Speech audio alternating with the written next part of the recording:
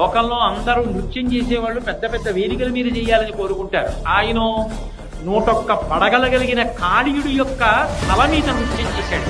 ఒక పడగ తొక్కుతుంటే 100 పడగలు పైకెత్తుతుంటే పడగ నుంచి పడగ మీదకి దూకుతూ నృత్యం చేశాడు. విసదామోదరు పాదఘాతనగతుల్ వేదేల దండంబులం ప్రసభాటోమధూప పాపమన భృత్యతామండలం ప్రసహంపై పగిలెను మణుల్ చెదరగా నాశ్యంబులం శోభితం పెసగన్ దంష్టలు దుక్కుగాగా గరళవస్నిజ్వాలికలు వెల్వడం అంటారు.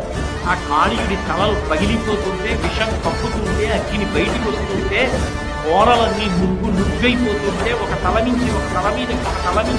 మీదకి దూకుతూ ఆయన నృత్యం చేస్తుంటే ఈయన గోపౌహర్ష మనోజ్ఞధ్వనితంబు గేయముగ జంచత్కాళి రవ్యాలి రంగ తరంగ తలంబునం పటుకతిన్ ఆయన కాళీయ మర్దనం చేసి నృత్యం చేస్తుంటే ఇలాంటి నృత్యం ఎక్కడా చూడలేదని 33 కోట్ల మంది దేవతలు ఆకాశంలో నిలబడి చూసి